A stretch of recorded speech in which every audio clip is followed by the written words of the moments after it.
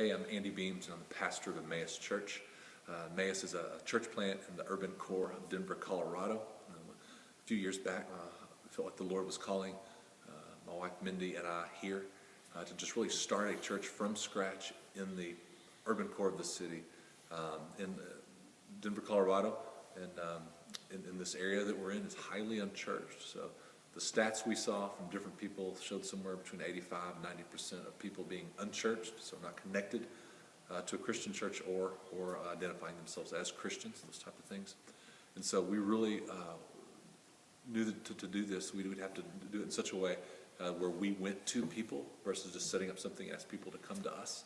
So we moved into the neighborhood, started a big meal every week, invited anybody we met to come join us, to talk about Jesus, talk about what we're doing. And from we did that. So our first year was basically that. We filled up our house, purchased another guy to do the same thing, and started another one. We called them gospel communities. And then we filled up our house again and started another one.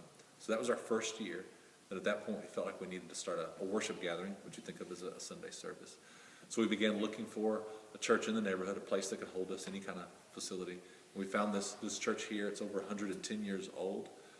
It's along the oldest street in Denver, Broadway, right up here.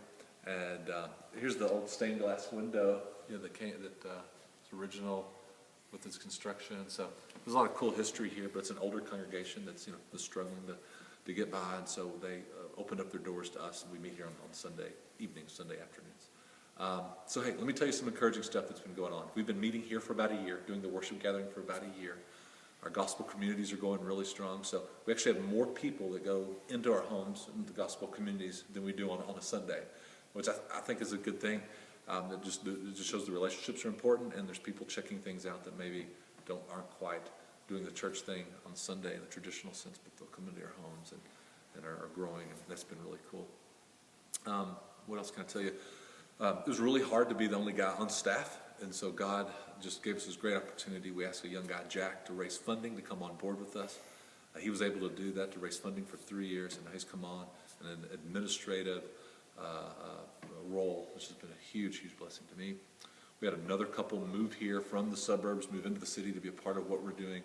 They got a role with Apartment Life in an apartment complex just a few blocks away, so they have a platform to reach hundreds of people for Christ, and they're helping out in a number of ways in the body. We've seen a couple that we poured into for 2 years who were kind of an atheist type background come to Christ a few months back. I mean, God just do some miraculous stuff. I could just go on and on about it. I'd see them come to Christ and witness to their friends and relatives. And so we've just seen great fruit. Like, this journey is very tough and challenging and stretching and sanctifying. It's been hard. It's definitely been the hardest thing we've ever done. It's been the most wonderful, exhilarating thing we've ever done, all at the same time. So here's some ways you can stay involved, stay connected with us as we go. One thing, I'll be sending out these videos regularly. Again, I apologize that it's been a while. But here's some things you can do. One is you just go to our website. So that's www.emmausdenver.com. As you go on there, there's a place where you can follow us on Twitter, follow us on Facebook. My sermons are podcast if you're interested in that through iTunes. We have that podcast. So those are some ways you can stay involved. We are not financially sustainable yet, but God has provided. We're continuing to do fundraising, so if God is calling you to give, there's actually a giving option on the website. If you've given in the past and want to give again, the need is still there. So I always want to let people know about those ways they can stay connected, serve, give, pray as well.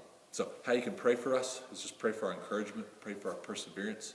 There's just a great deal of spiritual darkness here. It's hard to fathom coming from Texas, where I didn't get to have as many conversations with people that didn't know Christ, and now here where you're kind of the odd man out, being a Christian, being a church planter in the neighborhood. The opportunities are endless. At the same time, there's just a lot of spiritual darkness, a lot of opposition. So if you could just pray that God would draw people into our community, that our community would be a community of light, people would be drawn to Christ, that God would renew hearts and draw people to himself and encourage us as we continue to labor. That'd be my prayer request. So that's all I have for you. We love you guys. Thank you for keeping up with us, praying for us, giving, volunteering, all the things you do. And we will see you soon. Have a great Christmas.